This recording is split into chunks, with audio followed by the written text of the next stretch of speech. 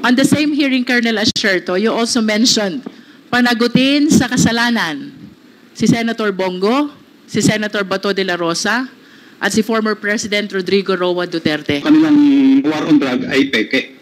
Cover up lang yon. Ang pinapatay, yung maliliit, pero yung mga malalaking drug personalities, katulad ni Michael Yang at Alan Lim, ay pinotektahan nila.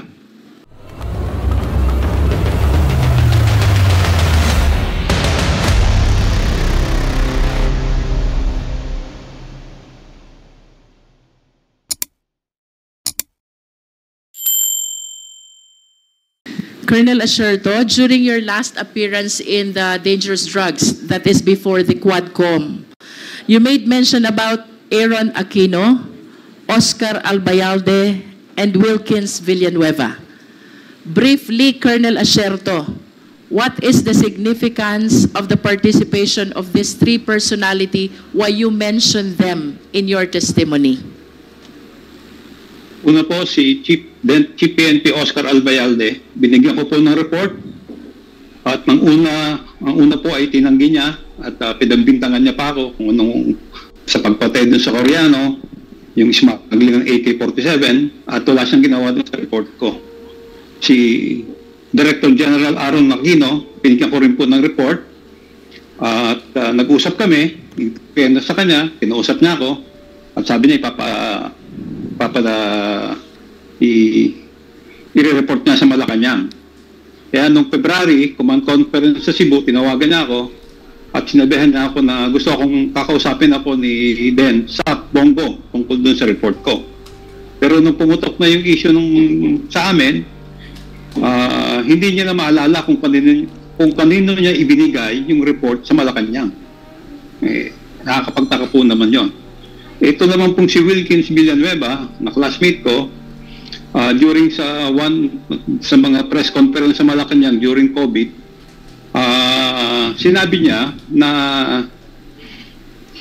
walang involvement si Michael Yang sa illegal drugs at sinabi niya na yung picture ni Alan Lim, yung mugshot ni Alan Lim at saka yung present picture ni Alan Lim ay magkaiba. So, ano pong ibig sabihin noon? Pinoprotektahan nila si Michael Yang saka si Alan Lim. Bakit nila pinoprotektahan? Kasi utos sa kanila ni Presidente Duterte at ni Bongo.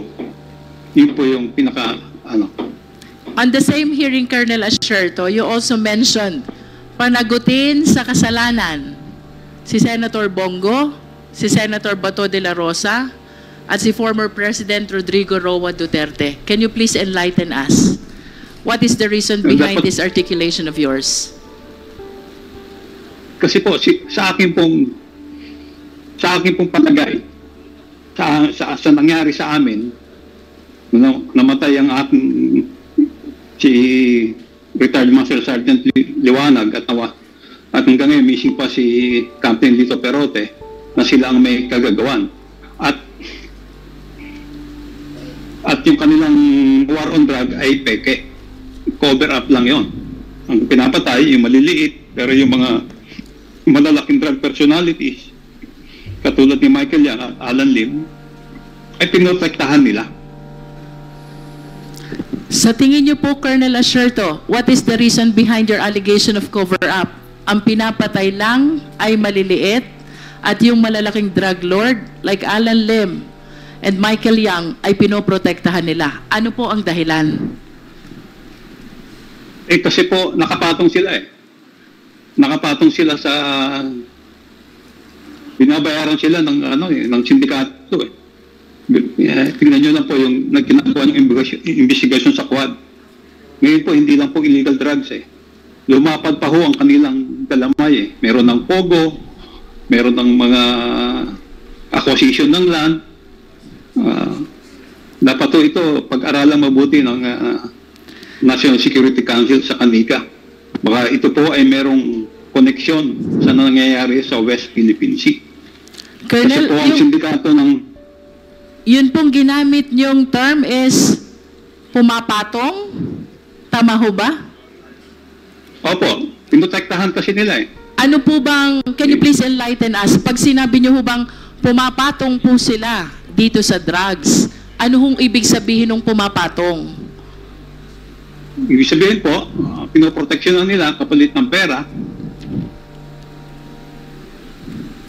So, what you wanted to tell us is, these people are protector of the drug lords? Yun ho ba yun? Opo, yun po ang pinaka